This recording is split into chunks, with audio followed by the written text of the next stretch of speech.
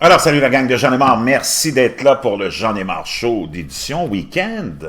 Bienvenue au J'en ai marre show du samedi 15 juin 2019, 11h50, heure du Québec, dans une journée moche.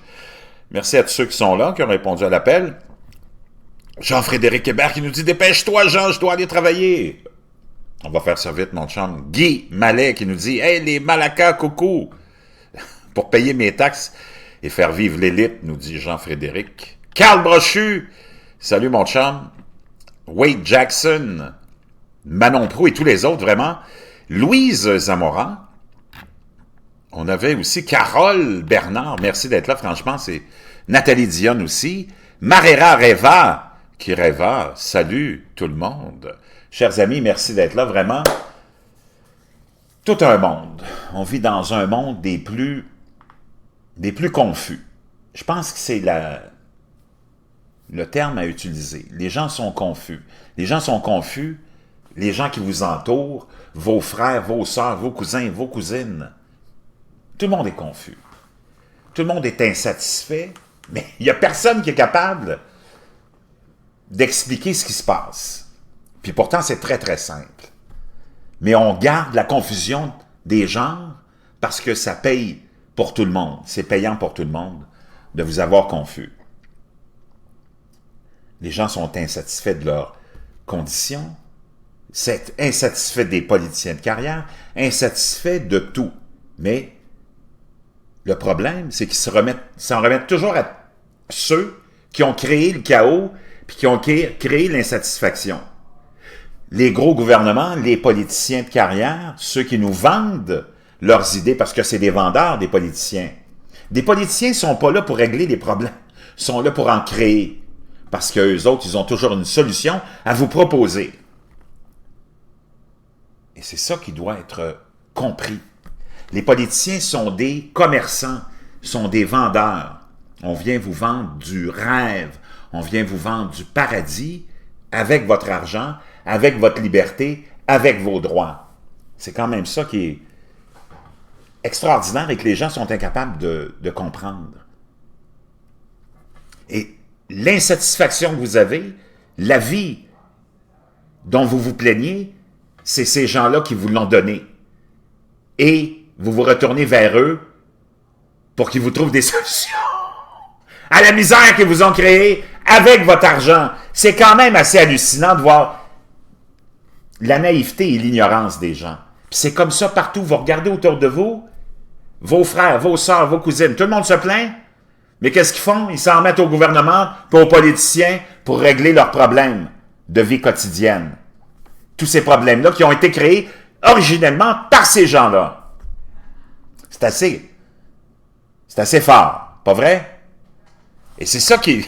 Moi, j'en reviens pas. C'est ça qui me jette complètement à terre. C'est que le monde sont incapables de comprendre quoi que ce soit, de comprendre comment ça fonctionne. Puis ils se font toujours piéger, élection après élection. On veut tout avoir gratuit, on veut tout que les aspects de nos vies soient pris en charge, parce qu'on veut plus se casser la tête. Je vais vous dire une chose. La gratuité, ça existe jusqu'au moment où tu reçois la facture, mon chum, et que tu te rends compte combien ça coûte, la gratuité. Ça coûte cher en sacrament. Non seulement ça coûte cher, mais tu as des services de merde en retour. Parce que quand un État, le gouvernement, décide de prendre en charge un service, tu le sais que ça va être nul à chier. Le système de la santé, c'est le meilleur exemple. C'est le meilleur exemple. Tout le monde se plaint du système de santé depuis qu'il a été rendu public. Quand c'était entre les mains de d'autres entités, pour ne pas nommer les religieux, par exemple, et les religieuses au Québec, ça avait l'air d'être pas mal plus efficace et pas mal plus humain, puis ça coûtait rien. Aux États-Unis, le système est privé, et je peux vous dire une chose, ça marche pas mal mieux qu'au Québec. D'ailleurs, la plupart des gens qui ont de l'argent au Québec s'en vont se faire soigner aux États-Unis. Donc, et de penser que les gens ils crèvent dans les rues parce qu'il n'y a pas de système de santé public aux États-Unis, ça c'est de la démagogie, c'est du mensonge. Il n'y a personne qui crève dans les rues. Il y a dans tous les États, dans toutes les villes, des services d'urgence gratuits pour ceux qui n'ont pas d'assurance. Il n'y a personne qui crève dans les rues. Ça, c'est de la démagogie des bureaucrates, des politiciens corrompus, des médias menteurs, puis de la naïveté des gens qui croient toutes ces histoires-là. Dans tous les hôpitaux américains, tu te présentes là en état d'urgence, ils vont te soigner, puis ça ne coûtera absolument rien. Puis si tu as besoin d'une opération à cœur ouvert, tu l'auras, puis ça ne coûtera absolument rien. Mais tu as le choix de choisir ton plan de santé aux États-Unis. Ici, au Canada, tu n'as pas le choix. On t'a imposé le système de santé gouvernemental, qui est nul à chier. Puis qui te coûte la peau des fesses, c'est pas gratuit. Tu as juste à regarder ton compte de taxes, tes impôts payés, puis tes taxes payées, mon chum. Tu vas voir que ce qui s'en va à la santé, ça représente la moitié des impôts que tu payes. Une famille moyenne québécoise paye 40 000 $ d'impôts et taxes par année. Il y a 20 000 $ qui s'en vont à la santé. Si tu penses que ça, c'est gratuit, mon chum, je ne sais pas dans quelle dimension tu vis, mais reviens avec nous. Aux États-Unis, une bonne assurance top-notch va te coûter pour une famille 1 000 $ par mois, c'est-à-dire 12 000 $ par année. Si tu compares ça à 20 000 $, tu es encore 8 000 $ moins cher aux États-Unis avec le système de santé privé, puis une assurance, une police qui t'aura tout garni, là, 1 000 $ pour une famille. Ici, ça te coûte 20 000 $ par année en moyenne pour un service pourri, pour des listes d'attente, puis en plus, tu ne peux même pas décider à quel hôpital tu vas aller te faire soigner, tu ne peux pas décider à quelle clinique tu vas aller. C'est le système, c'est les bureaucrates qui t'envoient à tel hôpital, puis qui t'obligent à aller à tel hôpital, qui t'obligent à aller à telle clinique et de voir tel médecin. Et t'attendras d'être opéré quand on décidera de t'opérer. Ça, c'est le système de santé publique. Le système d'éducation publique, c'est le même principe. Un autre système qu'on t'impose que tu payes, qui n'est pas gratuit. On te donne l'illusion que c'est gratuit parce qu'on ne t'envoie pas une facture. Mais dans tes impôts, ce qui est envoyé pour l'éducation, ça représente un autre beau gros montant et c'est pas gratuit. Puis le produit que tu as en retour, il est vraiment médiocre. Puis encore là, tu ne peux pas aller à l'école que tu veux. On va t'envoyer à l'école qu'on t'a assignée, que tu le veuilles ou non. Si tu veux déroger à ça, ben va-t'en dans le privé, mon chum. Donc, va faire que tu payes plus. Mais si tu restes dans le système public, on décide, avec ton code postal, de t'assigner à une école, puis tu ne peux pas aller ailleurs. Même si tu ne l'aimes pas, tu ne peux pas aller ailleurs. Est-ce que vous êtes capable de comprendre ça, les Québécois, ou si vous êtes vraiment devenus des cruchons? Vraiment des gnochons? Vraiment des pouteaux de la playa puis des malacas? Guy Mallier nous dit « Beau système de merde. » Qu'est-ce que tu veux que je te dise, le gros? C'est ça, puis il n'y a personne qui en parle. Je suis toujours le seul à revenir là-dessus, puis je me répète comme un petit vieux, parce qu'il n'y a personne qui comprend. Moi, j'ai 3 enfants. Je ne peux pas envoyer mes enfants à l'école publique que je veux. Il faut que je l'envoie, mais j'envoie mes enfants à l'école qu'on m'a désignée. Et où la liberté là-dedans? C'est ça le système de santé et d'éducation publique. Quand le gouvernement prend quelque chose en main, ça marche à sa façon et non pas à ta façon. Puis c'est toi qui payes en plus. Mais tu as le Québécois moyen qui en demande. Lui, il aime ça. Moi, j'aime ça être princesse. Qu'est-ce qu'il va faire pour moi, là? Qu'est-ce qui m'est dû? Moi, il y a quelque chose qui m'est dû. La seule chose qui t'est due, c'est un bon coup de pied dans le cul. Puis je suis prêt à le payer, puis à le financer, puis à être taxé pour ça. Si ça peut te réveiller, le Québécois moyen cabochon.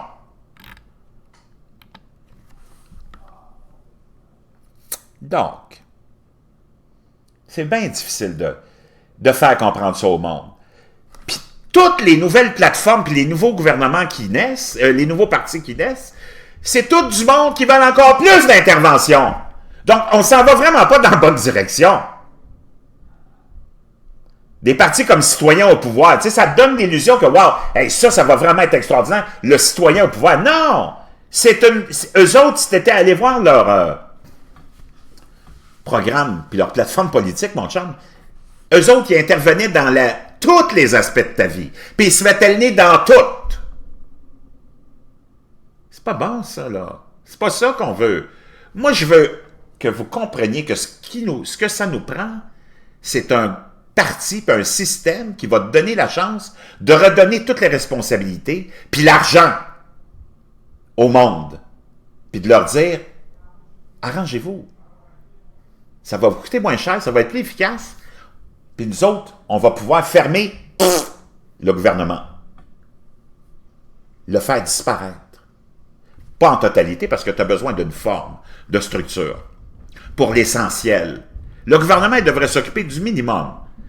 Des pauvres dans la rue, des fous dans la rue, des vieux, des misérables, des infrastructures, puis de la sécurité des frontières et des citoyens. À part de ça, il devrait se mêler de ces crises d'affaires. Puis toi, tu aurais pas mal plus d'argent dans les poches. Si on arrive aux maintenant gouvernements municipaux qui sont devenus des usines à dépenser, puis à investir, puis à créer de ceci, puis cela, voyons, voyez-vous l'escroquerie des politiciens? Puis il n'y a personne qui en parle. Encore là, c'est l'omerta. Hey, wow, on fait comme si c'était normal. C'est ça, la normalité. C'est une ville comme Sainte-Marthe-sur-le-Lac, ici, avec une mairesse complètement givrée.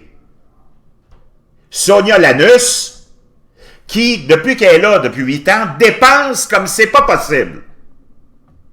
Le rôle d'une ville, c'est de ramasser les poubelles, donner de l'eau potable, s'assurer qu'il n'y a pas des trous de 3 pieds dans les rues, que la neige est déblayée, que les rues et les trottoirs ne sont pas glissants, puis de ramasser les poubelles. That's it. Si la ville s'en tenait à ça, ton compte de taxes serait de 400$ par année. Là, il est de 4000$ en moyenne à Sainte-Marthe. Parce que le gouvernement municipal est devenu un outil de dépense pour l'élite. Ils n'en ont rien à foutre des citoyens, eux autres. Eux autres, ils pensent à leur poche, puis à leurs amis, à qui on va donner des contrats, puis qui vont récompenser les élus en leur achetant des chalets, des voitures, puis payant des voyages, puis ainsi de suite. Sonia Lanus a oublié que les citoyens, c'était sa priorité. Elle n'a pas réparé la digue qui était là, défaillante depuis des années.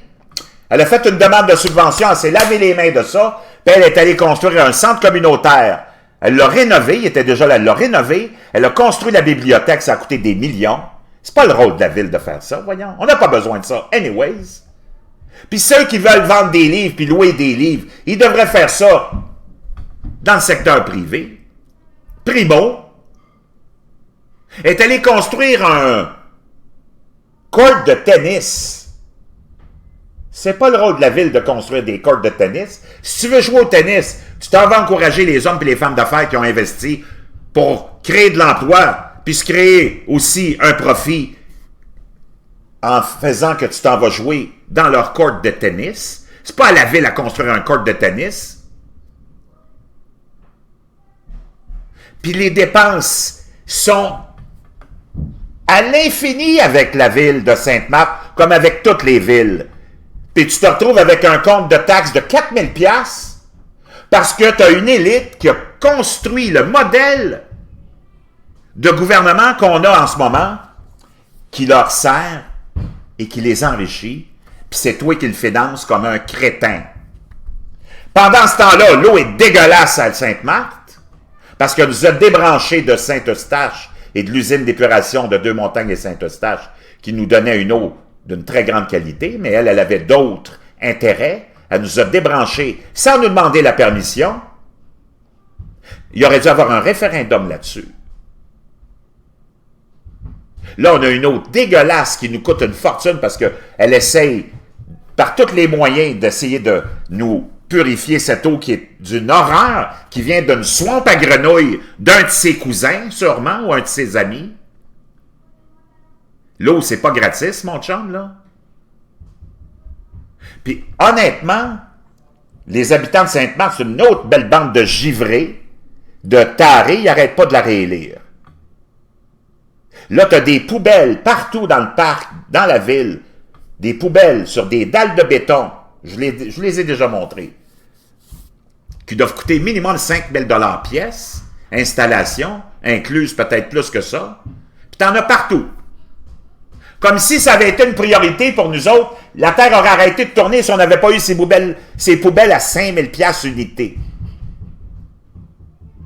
Puis il n'y a personne qui parle de ça. Il n'y a pas un journaliste, il n'y a pas un cabochon des médias qui remet le modèle en question parce qu'eux autres sont dans l'élite aussi. Puis eux autres, ils profitent de ça puis ils protègent toute cette gamique. Parce que c'est une gamique. Puis il n'y a personne qui est conscient de ça. Imagine la ville de Montréal, des budgets de milliards de dollars. Voyons. Là, tu as un gouvernement fédéral qui a des milliards de trilliards de budget. Des gouvernements provinciaux qui ont des milliards de trilliards de budget. Puis tu as des gouvernements municipaux qui ont des milliards, des trilliards de budget. Voyons, on est capable de payer jusqu'à quand, nous autres, là? Pour nourrir tout ce monde-là? Voyez-vous la maladie dans laquelle on est?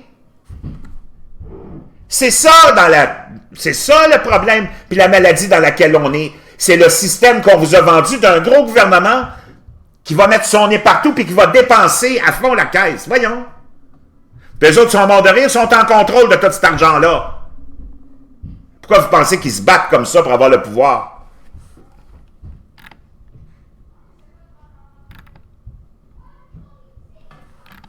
Moi, j'en reviens pas. C'est incroyable de voir le manque d'intelligence de la population dans tout ça, puis qu'eux autres, ils continuent à réélire toujours le même monde. C'est pas le rôle du gouvernement de dépenser notre argent. Il devrait nous laisser notre argent dans nos poches, s'occuper des affaires qui relèvent de la responsabilité d'un gouvernement. Et ça, ils s'en occupent peu. Les fous d'un rue sont là, abandonnés. Les vieux sont abandonnés. Les pauvres sont abandonnés. Les frontières sont abandonnées. La sécurité est abandonnée parce que les policiers, on les a monopolisés pour aller chercher plus d'argent en terrorisant, puis en intimidant, puis en exploitant le travailleur de la travailleuse honnête, en lui donnant des tickets toute la journée, toute l'année. Donc les bandits sont en liberté, sont morts de rire, parce que les politiciens ont monopolisé les services de police pour harceler le travailleur de la travailleuse honnête. Puis vous autres, les cabochons, vous vous mettez en ligne pour aller serrer la main d'un politicien, alors que vous devriez vous mettre en ligne pour leur cracher à la face. Mais non! Un petit selfie.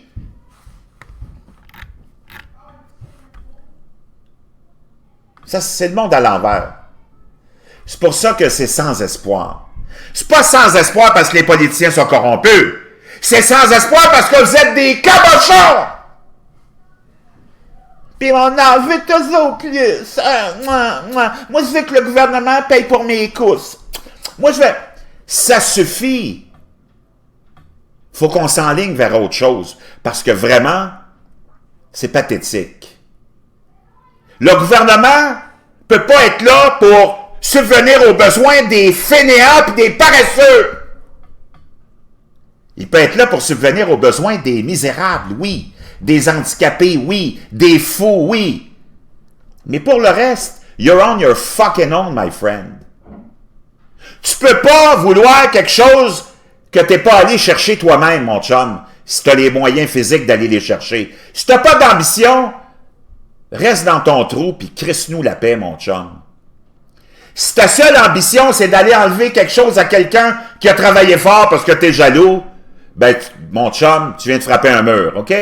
C'est pas ici que tu vas être réconforté sur la plateforme de J'en ai marre. Hey, t'as plein d'autres plateformes qui sont là, puis qui t'attendent, puis qui vont dire « Oh mon Dieu, c'est donc juste la vie. Oh, viens nous rejoindre. Nous autres, on va lutter pour tes droits. Nous autres, on va s'arranger pour aller enlever tout ce que les pauvres honnêtes gens ont accumulé, puis on va aller leur voler, puis on va te le donner à toi, mon petit bébé, qui veut tout avoir sans l'effort. Il y en a plein de plateformes comme ça, ils t'attendent toutes. Il y en a plein. François qui nous dit « Les Tampacs seront gratuits dans la fonction publique. » Guy Mallette qui nous dit « Sonia Lanus, ta crise dans la poubelle à 5000. » Comprenez-vous? Parce que c'est ça, dans le fond, qu'on a créé comme individu dans le système scolaire public. On a créé un individu dépendant qui va tout demander. Puis les grands pharaons sont là à attendre pour vous dire « on va tout vous donner ». Puis vous autres, vous continuez, comme des crétins, à faire fonctionner ce système-là. Ah, je vous dis, le socialisme, hein? C'est ça, là. Tout le monde a été nourri à la petite goutte par la tétine de la social-médiocratie. L'universalité des services. C'est quoi ces mots-là, man? Avez-vous vu comment vous avez été endoctrinés? Il n'y a rien de gratuit, il n'y a rien qui t'est dû, mon chum. Il n'y a rien qui est un droit. Le seul droit que tu as, c'est d'être libre puis d'aller chercher ce que tu veux. Pour le reste, c'est une arnaque. Pour le reste, c'est un vol. Et c'est ce que la social-médiocratie a fait, va toujours chercher le bien et l'argent à ceux qui l'ont accumulé par la force de leur travail pour le dépenser sans jugement, puis le donner à des gens qui ne le méritent pas. C'est ça la social-médiocratie, mon chum, puis c'est rien d'autre que ça. Tu ne pourras jamais me convaincre que c'est autre chose que ça, mais au Québec, c'est difficile. Moi, je suis à contre-courant, parce que la tendance québécoise, c'est la social-médiocratie, c'est l'État qui gère tout, c'est l'État qui va éliminer toutes les injustices. Depuis quand? L'État a accentué les injustices. Puis tu vois tous des gens qui sont pas de mauvaise foi. Je ne veux pas les nommer, mais Radio-Québec, ceux qui ont des petites chaînes comme ça, ils essayent de comprendre puis d'expliquer ce qu'ils peuvent, mais ils sont tous imprégnés de social-médiocratie, ils sont incapables de sortir de ça. Il y en a même, dans ce cas-là, ça va même jusqu'à l'absurdité d'être pro-Trump puis d'être socialiste en même temps. C'est comme tellement contradictoire. Donald Trump, il est tout sauf socialiste, mon chum. Puis il est tout sauf pour une social-médiocratie. Mais t'as du monde qui le supporte, puis ils sont socialistes. C'est comme, non, tu t'es trompé de gars, mon chum, là. Va-t'en supporter Bernie Sanders, lâche Trump. Puis arrête de le défendre, puis de parler de QAnon. T'es un socialiste. Tu t'es présenté pour le Parti communiste du Québec qu'on a déguisé sous le nom de citoyen au pouvoir. Moi, je comprends pas comment tu peux être un pro-Trump puis défendre Donald Trump. Voyons, c'est complètement illogique. Ça n'a pas de logique, mon chum. Tous les Québécois sont intrinsèquement socialistes. Puis tu peux pas le défaire, ça. On les a vraiment bien programmés. Les Québécois sont tellement confus. Et regardez ça. Ils démonisent le pétrole de l'Alberta. Parce qu'on les a programmés à démoniser le pétrole de l'Alberta. Ils démonisent le projet de pipeline. Mais on les a programmés encore là, les petits gauchistes, les Québécois, sont incapables de réfléchir par eux-mêmes. On les a programmés, et là, ils sont tous contre le pipeline, tous contre le pétrole albertain. Ça veut dire que, moi, j'ai juste une chose à vous rappeler. Le pétrole, il est là, puis t'en as besoin pour encore les 100 à 200 prochaines années. OK, mon chum? Le petit solidariste, là, qui vit dans son îlot de chaleur à Montréal. Tu pourras jamais te départir du pétrole avant au moins les 100 prochaines années, peut-être plus. Moi, je comprends pas la logique derrière cette mentalité-là, qu'il faudrait démoniser le pétrole canadien pour aller acheter du pétrole de pays où les droits humains sont complètement bafoués, où on massacre le monde jour après jour, où on fait l'excision du clitoris par dizaines de millions de jeunes filles par année, où on tient la femme dans l'esclavage, mais on va aller acheter leur pétrole. Les Québécois, vous êtes tellement dans le champ. Parce qu'on vous a programmé, parce que c'est des intérêts, puis c'est toujours les mêmes. Les intérêts nationaleux pourris, qui jouent avec les émotions, qui démonisent l'Ouest canadien pour vous convaincre que, mon Dieu, leur pétrole est tellement sale, le pétrole du Soudan ou du Yémen est vraiment tellement plus propre, lui, ou le pétrole de l'Iran. C'est vraiment gênant d'être aussi confus que ça, puis d'être aussi stupide et naïf et ignorant, et de voir en plus des gens pousser la démonisation d'un pipeline, alors qu'il n'y a pas quelques années, on a eu un désastre historique au lac Mégantic, justement à cause du transport ferroviaire, qui a causé la mort de 50 Québécois. Sur quoi tu vas te baser pour nous convaincre qu'un pipeline, c'est démoniaque? Es-tu tombé sur la tête, le Québécois moyen? Ben, j'ai du monde à la pleine porte, qui sont des pro-Trump, tous des socialistes, puis qui démonisent le pipeline. Trouve-moi la logique là-dedans. Trouve-moi la rationalité là-dedans. Mais on les a programmés. Qui les a programmés? Des gens comme Denis Coderre, un politicien d'une corruption qui n'a même pas besoin d'être démontré, là, j'espère. Puis toute la succession de politiciens pourris qui vous ont convaincu que, mon Dieu, le pipeline, c'est tellement démoniaque. Franchement, c'est le système de transport du pétrole le plus sûr. Puis tu peux détecter une faille tout de suite dans une fuite. Il y en a-tu qui ont oublié Exxon Valdez? Il y en a-tu qui ont oublié les catastrophes écologiques causées par des pétroliers? Ben c'est ça quand tu fais venir du pétrole de l'extérieur. T'en as au Canada du pétrole, mon chum. Puis on en a même ici au Québec, mais on ne veut pas le développer. Parce que la petite gauche québécoise qui passe son temps à se masturber devant des posters de Fidel Castro, on nous dit c'est horrible. Faudrait surtout pas pour les caribous, puis les ceci, puis les lapins, puis les lièvres, qu'on développe le pétrole. Are you fucking serious, man? Pendant ce temps-là, ils démonisent le pétrole canadien. Vous êtes tellement dans le champ, vous êtes tellement insignifiant. Moi, j'en viens pas, c'est tellement insignifiant, un Québécois moyen, là. Attendez-moi une seconde, le téléphone sonne.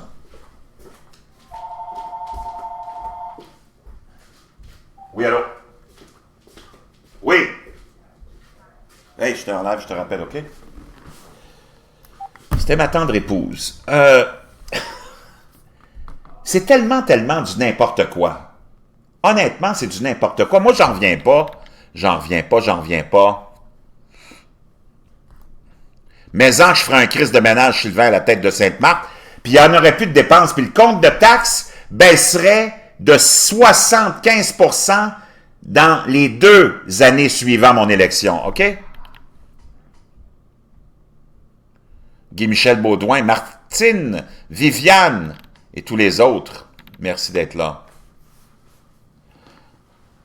Donc, comprenez-vous comment on est rendu ridicule, mais vraiment ridicule. Puis je sais qu'il y a beaucoup de gens qui n'aiment pas entendre ce que je dis. T'aimes jamais entendre la vérité, t'aimes jamais te faire, t'aimes pas ça avoir un petit sermon de ta femme, tu sais, qui va te dire, maudit que t'es ceci puis t'es cela. Moi, je suis le premier comme ça. Des fois, ma femme, elle me parle, puis elle a raison, mais j'aime pas ça, écouter les 4 vérités qu'elle est en train de me décrire.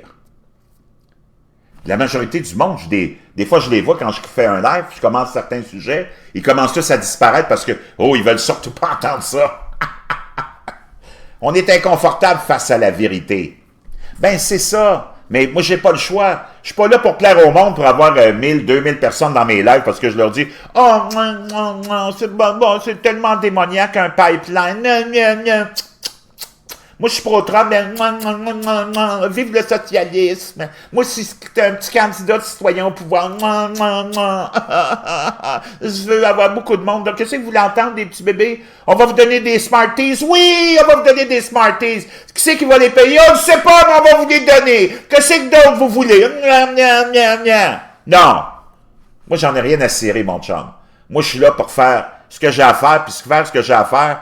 Pour moi qui l'ai décidé, je suis là pour vous ramener à l'ordre. OK? Je suis là pour vous ramener à l'ordre. On serait mieux avec le pétrole de chez nous, dit Guy-Michel Baudouin. Donc, voyez-vous, puis c'est comme ça dans tous les aspects de notre belle société québécoise. Et française, les Français, vous êtes pas mieux, ma bande de cousins. Parlant de cousins, l'histoire, ça aime ça être écrit par la gauche. La gauche, ils ont deux choses à faire dans la vie. Ils se crossent devant des posters de Che Guevara puis de Fidel Castro toute la crise de journée, puis ils réécrivent l'histoire. Parce qu'ils n'aiment pas l'histoire qui a été la réalité. Ils la réécrivent. Donc, la gauche, les académiciens, les socialistes, ils font deux choses dans la vie. Ils se crossent parce qu'ils sont incapables de faire autre chose que de se crosser. En regardant un poster, pas de femme tenue. Ben non, c'est offensant. Un poster de Fidel Castro et de Che Guevara qui sont en train de s'embrasser, puis eux autres, ils se branlent. Ah! Ah! Ah! Puis ils écoutent Radio-Québec pour avoir des Smarties. Ah! Et, naturellement, on réécrit l'histoire.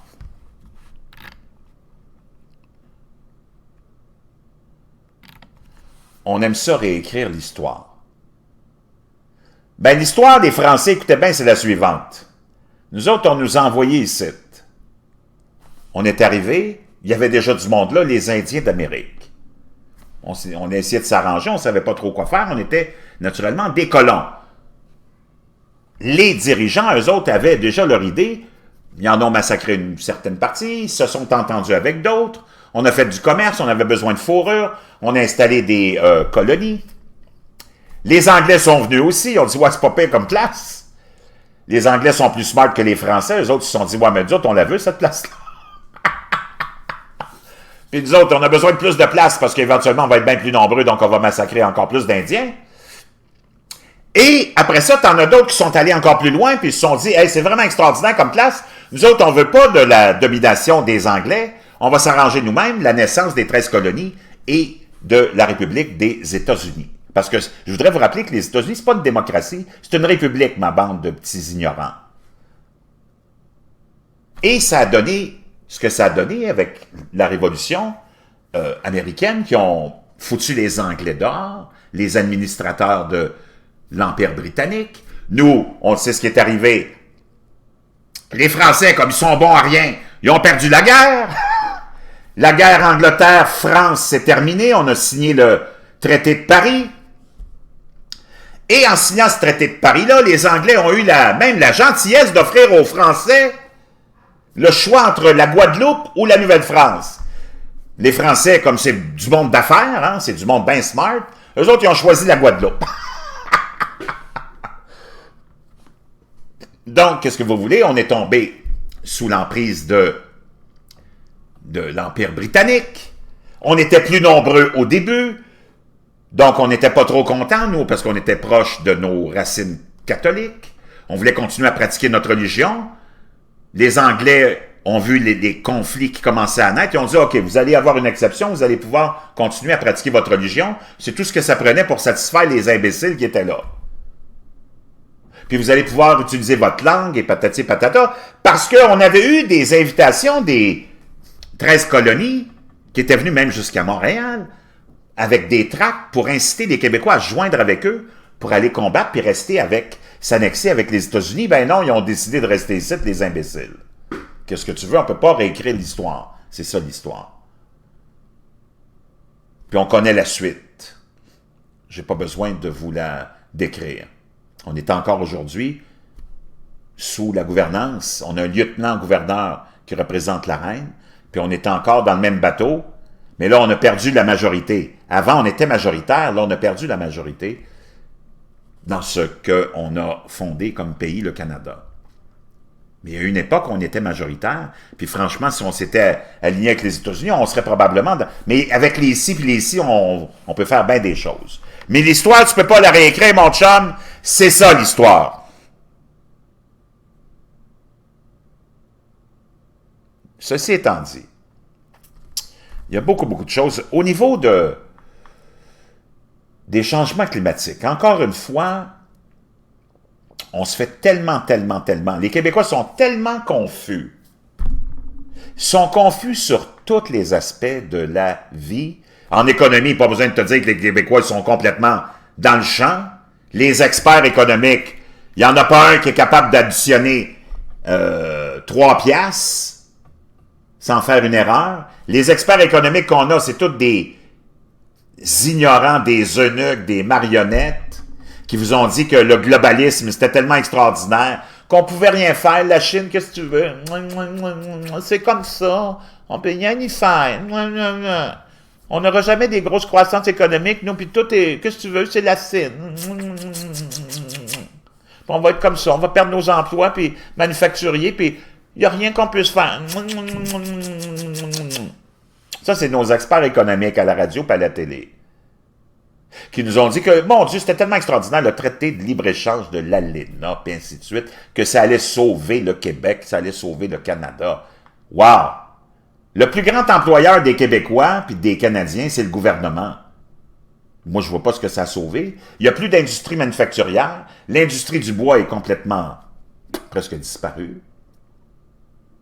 On est devenu un grand Dolorama, ou un grand Rona, ou un grand Walmart. Tout le monde travaille. La majorité des Québécois, Québécoises qui n'ont pas de diplôme professionnel, sont au service de Walmart, Rona ou Dolorama, avec des salaires de marde. Le reste sont tous à l'emploi du gouvernement. Franchement, wow. C'est pathétique. Maintenant, les changements climatiques, comme je vous le disais, c'est cyclique. Les Québécois sont incapables, comme la plupart de la majorité de la population mondiale, de comprendre que c'est cyclique. Les politiciens, que tout le monde décrit comme des pourris, viennent vous dire qu'eux autres, ils vont vous sauver de l'apocalypse et des changements climatiques et du réchauffement climatique si vous leur faites confiance. Puis vous autres, vous avez cru en ça. Puis là, on se retrouve avec des taxes du carbone, du marché du carbone. On va tout changer notre mode de vie. Ils vont nous amener dans le la complète soumission. Puis ils savent même pas ce qu'ils font. Mais ils veulent juste plus de pouvoir et plus d'argent. Puis tout le monde s'est soumis à ça. Sauvons la planète! Sauvons la planète! C'est toi qui es dans la merde! C'est toi qui as besoin d'être sauvé. La planète, as-tu vu la grosseur de la planète, mon chum? Vraiment, tu vas sauver la planète? T'as peur de ton ombre! Nos politiciens sont incapables de mettre un pied devant l'autre. Sauver la planète. Voyez-vous le délire, la démagogie dans tout ça? Mais qu'est-ce qu'on veut là-dedans, finalement? C'est que vous vous soumettiez à leur dictat, que vous remettiez encore plus de droits et libertés, c'est-à-dire que on va vous dire comment vous allez vivre, qu'est-ce que vous allez manger, avec quel véhicule vous allez vous promener, et de quelle façon vous allez le faire, puis combien ça va vous coûter. Puis fermez vos gueules, parce qu'on va sauver la planète. Donc, ce que les politiciens veulent, c'est plus de pouvoir et plus d'argent. Rien d'autre. Tout est cyclique. Puis il n'y a rien qu'ils vont être capables de faire pour arrêter une tornade, un tsunami, un tremblement de terre, une éruption volcanique. Voyons! Il y a 10 000 ans, il faisait 10 degrés de plus. Aujourd'hui, on voit ce que c'est. Il y a des époques où, finalement, en résumé, là, l'histoire climatique de la Terre, c'est 100 000 ans de glaciation, une pause de 10 000 ans. 100 000 ans de glaciation, une pause de 10 000 ans. Ça ne changera pas parce que Barack Obama a été président. Ça ne changera pas parce que Justin Trudeau est premier ministre du Canada. C'est comme ça, mon chum. Mais eux autres, ils ont vu qu'il y avait une pièce à faire avec ça. Puis il y avait une façon d'aller chercher encore plus de pouvoir et de vous convaincre encore plus en masse que vous deviez vous soumettre à leur autorité. C'est du délire. Donc, chers amis,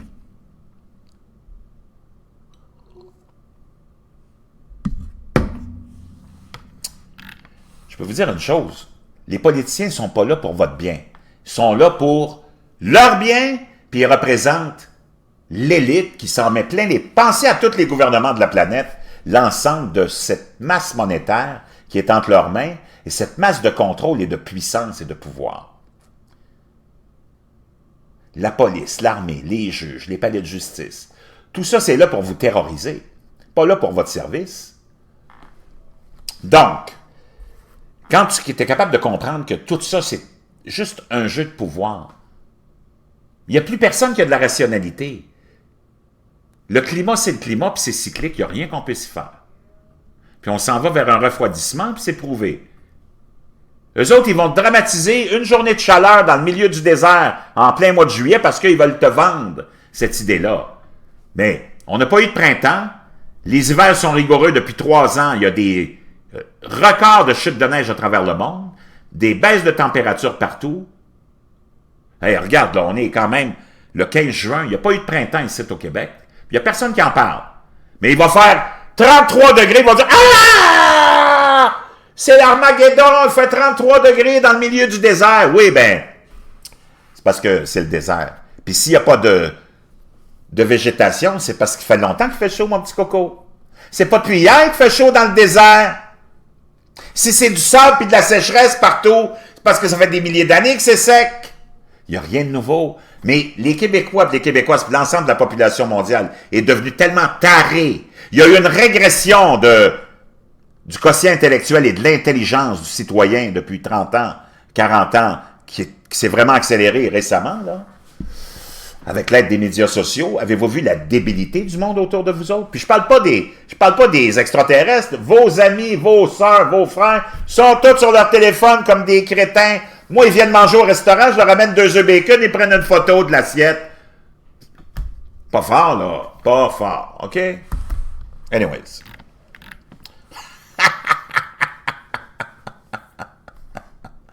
Ceci étant dit, chers amis, on est face à l'imbécilité. C'est ça le plus grand danger. Le plus grand danger qui nous guette, c'est vraiment la naïveté et l'imbécilité de la population, locale et mondiale. Quand tu as des gens qui vous font la promotion du gros gouvernement, c'est vraiment des escrocs. Vraiment des escrocs. Ceci étant dit, je vais ouvrir les lignes, je vais vous entendre s'il y en a qui ont quelque chose à raconter. Puis on va continuer en parlant de Justin Trudeau et des libéraux. OK? 1-833-625-2527 ou 1-833-Malaka. Là, on se rend compte que Justin Trudeau, vraiment, il vit ses derniers moments comme premier ministre. Et avec raison. Mais ce qui m'étonne dans tout ça, c'est que le monde veut se débarrasser de Justin. Pas dans les autres provinces, c'est réglé. Hein? Si vous avez vu toutes les élections qui sont produites au niveau provincial, la majorité de ces élections-là, pour ne pas dire la totalité, ce sont, à l'exception de la Colombie-Britannique, mais franchement, la Colombie-Britannique, c'est devenu une extension de la Chine. Là. Eux autres, ils ont élu le Parti vert. En tout cas. Mais les autres provinces équilibrées avec du vrai monde, et non pas des Chinois, ben, ils ont tous voté pour élire des gouvernements conservateurs. Donc, il y a vraiment une tendance. Puis c'est Justin Trudeau qui nous a poussé à cette tendance-là lui-même.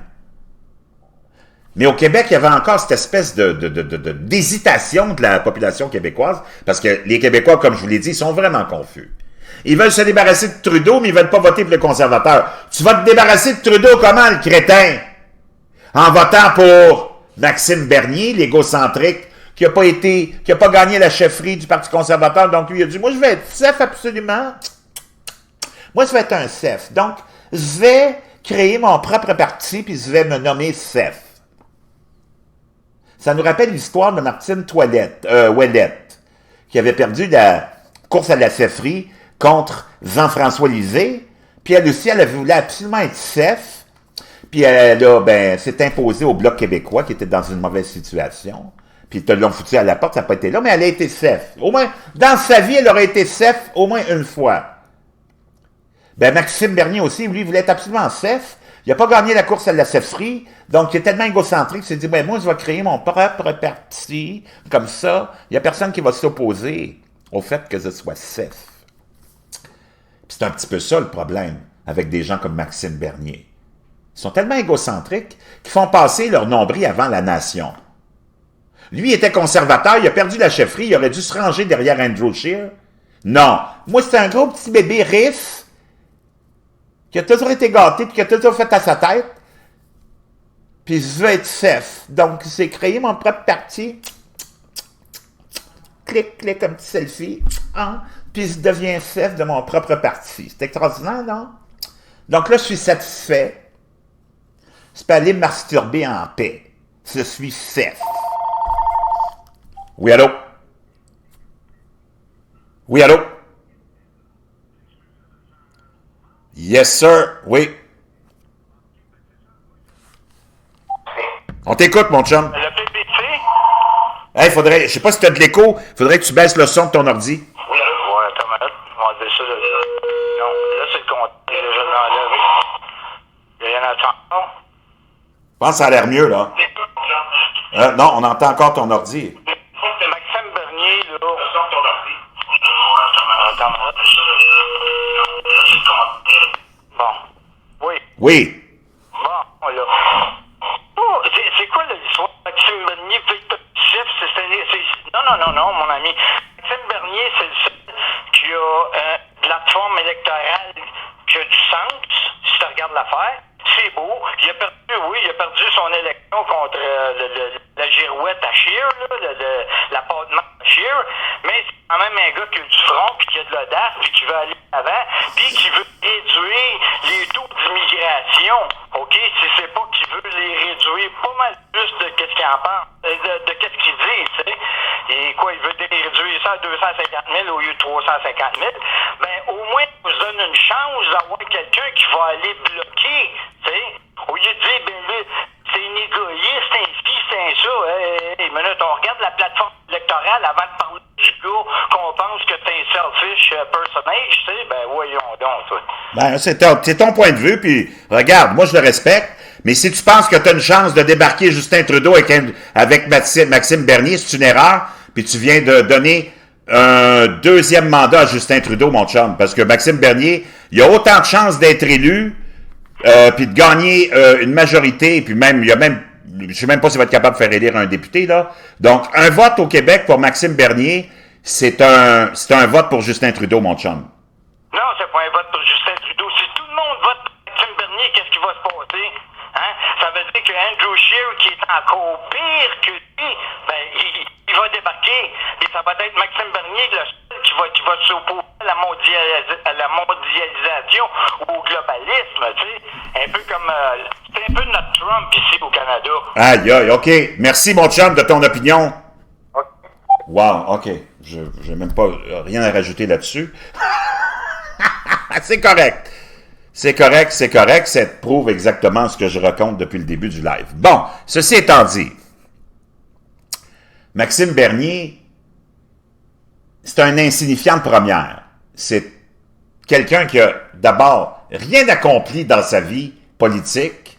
Il n'y a aucune législation vraiment significative de Maxime Bernier. La seule chose dont on se rappelle quand il était ministre, c'est qu'il a oublié des papiers importants dans un restaurant parce qu'il était trop distrait par la grosse paire de totons de la pute avec qui il était, une prostituée, qui apparemment faisait dans l'immobilier. Donc, le seul accomplissement politique de Maxime Bernier, c'est d'avoir été congédié par Stephen Harper, qui a dit « Ouais, pas fort, mon chum. Tu t'es fait distraire par une grosse paire de totons, puis t'as oublié des documents top secret sur la banquette du restaurant. » Ça, c'est l'accomplissement de Maxime Bernier. Ça, c'est notre Donald Trump, selon l'interlocuteur à qui je viens de parler. Wow. Pas fort.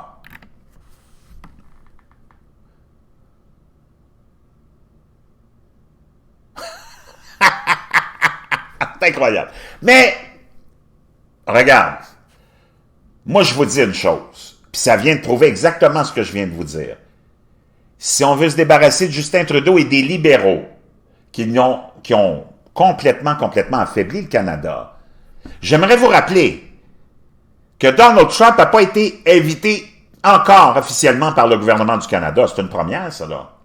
Parce que le petit Justin, c'est contre ses principes politiques, le nationalisme de Donald Trump,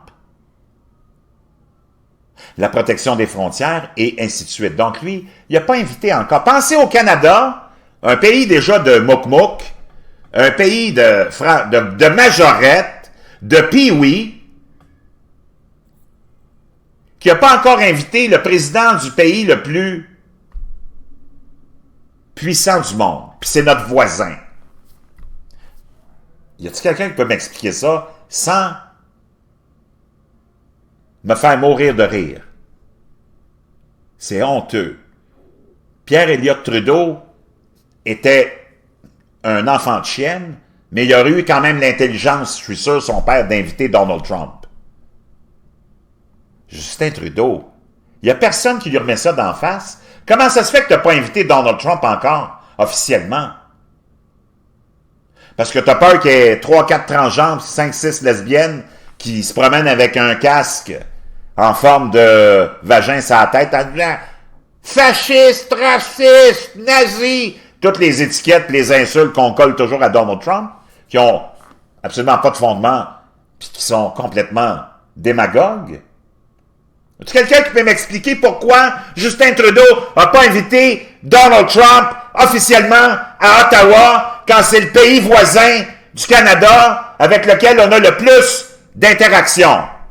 Puis qu'il n'y a pas un Christophe Colomb, journaliste, qui a remis ça en question, puis qui l'a questionné quand ils ont le micro devant la face, il disait « Monsieur Trudeau, ça fait 2 ans et demi qu'il est président, comment ça fait qu'il n'a pas été invité encore? Qu'est-ce que vous attendez? On est-tu en guerre avec les États-Unis maintenant à cause de votre égocentricité? » Ça, c'est le même gars qui est allé d'une mosquée et qui a dit « Salut les sœurs! » Celles qui étaient en haut parce qu'ils n'ont pas le droit d'être sur le même étage que les hommes. C'est lui qui va nous donner des leçons de moralité, puis qui va traiter tout le monde de raciste, de xénophobe, puis de sexiste. Celui qui se promène dans les mosquées, puis qui dit hey, « Allô les sœurs en haut! » Parce que toutes les femmes sont en haut, elles n'ont pas le droit d'être sur le plancher au même niveau que les hommes. Sérieusement, franchement, moi j'en viens pas. Moi je suis plus capable. Je suis plus capable de l'insignifiance du monde. Je veux pas être méchant, mais à un moment donné, wow, à un moment donné, ça suffit. Donc, Maxime Bernier, un être insignifiant, tellement insignifiant, il essaie de jouer à Donald Trump, mais franchement, il n'y a aucun accomplissement. Il n'a rien accompli, ce gars-là, dans sa vie, sauf être le fils de papa.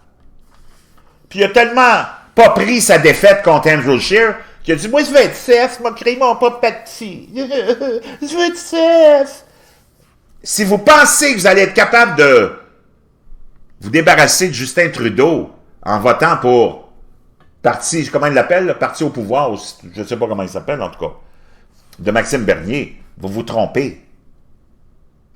Un vote pour Bernier, c'est un vote pour Trudeau, mon chum. Il y a un seul parti qui a une chance nationale, puis qui est positionné nationalement, puis qui a les moyens de se débarrasser des libéraux et de Justin Trudeau, c'est Andrew Scheer, les conservateurs. Personne d'autre, là. Personne d'autre. Donc, si on ne s'unit pas derrière eux, ben venez pas pleurer après si Justin Trudeau y est réélu. Mais là, on se rend compte, selon les derniers sondages, que même les Québécois sont en train de réaliser ça et de plus en plus sont en train de donner leur appui justement aux conservateurs et à Andrew Scheer. Heureusement. Parce que quand tu regardes la carte politique du Canada, ça a viré au bleu, mon chum. Ça a viré au bleu. Puis le bleu, c'est pas pour le PQ. Le bleu, c'est pour les conservateurs. Donc, je pense que le Québec commence à réaliser, les Québécois commencent à réaliser que si on veut vraiment se débarrasser de Justin Trudeau, tu n'as pas le choix. Il faut que tu votes pour les conservateurs. Chers amis, en terminant, je vais juste vous démontrer très facilement que Donald Trump est unique dans son genre. Vous savez que moi je suis un grand supporter de Trump depuis bien avant qu'il se présente. Même quand il était homme d'affaires, je l'aimais beaucoup. A accompli beaucoup de choses dans sa vie. A fait travailler du monde comme c'est pas possible. Pas comme les politiciens qu'on a de carrière, qui n'ont jamais créé une maudite job de leur vie, qui ont toujours vécu au crochet de l'État. C'est nous autres qui leur avons créé une job. Donald Trump est vraiment d'une classe à part, parce que le plus bel exemple de tout ça, regardez bien ce que je vais vous expliquer, c'est très simple. Il a fait campagne électorale en promettant aux Américains qu'il était pour remettre les États-Unis sur la bonne voie, qui était pour sortir les États-Unis de toutes les mauvaises décisions prises par les administrations précédentes, surtout celle de Barack Obama Fomet. Et je peux vous dire une chose, il a été élu puis il l'a fait. C'est la première fois, en tout cas d'histoire d'homme, moi je connais personne encore, puis ça fait longtemps que je suis la politique, là. Je connais encore, dans l'histoire, dans les annales d'histoire, j'ai pas été capable de trouver. Si vous en trouvez, partagez-moi ces preuves-là, de ce que je vais vous expliquer. J'ai trouvé personne qui avait fait ce que Donald Trump a fait, c'est-à-dire tout défaire les politiques du gouvernement précédent, systématiquement, une par une. Les accords de Paris, poubelle. Le TPP, poubelle. L'accord iranien, poubelle. Toutes les réglementations environnementales de Barack Obama, poubelle. Toutes les politiques immigratoires, une par une, il a toutes défait ce que Barack Obama a fait, puis éventuellement, ça allait des fois même un petit peu plus avant. Lui, il était sérieux. Lui, il joquait pas. Nous autres, nos politiciens de carrière, ils font des campagnes électorales, promettent mer et monde, ils arrivent au pouvoir, ils défont rien de ce que l'autre a fait. Ils en rajoutent, puis ils en rajoutent, puis ils en rajoutent. Quelqu'un qui serait crédible, puis qui ferait l'équivalent de Donald Trump, c'est quelqu'un qui serait élu au mois d'octobre au Canada, puis les premiers gestes qu'il poserait, c'est paf, paf, la légalisation du pot, poubelle, c'est fini, ça redevient illégal. Puis toute la liste de toutes les actions de Justin Trudeau se retrouverait à la poubelle. Ça n'arrivera pas. Quand Andrew Scheer va être élu, puis dans le fond, moi je m'en fous qu'il soit élu, ça ne changera rien dans ma vie. On va avoir les mêmes conséquences, les mêmes taxes, les mêmes impôts. Lui, ce qu'il va faire, il va pas annuler la légalisation du pot, il va pas. Le marché du carbone, vous pensez il promet qu'il va l'enlever. Il ne l'enlèvera pas. Il n'y a rien qui va être fait. Ça, c'est des politiciens de carrière. C'est juste que ça va nous permettre d'être moins enragés en voyant la face d'Andrew Scheer plutôt qu'en voyant la face de Justin Trudeau. Mais c'est pas du monde sérieux, ça, là. Ils sont tous de la même gang. Le seul qui n'était pas de la gang, c'est Donald Trump. Lui, une par une, toutes les politiques, puis les décisions, puis les règlements, puis les lois de Barack Obama, si vous voulez les retrouver, elles sont toutes aux poubelles.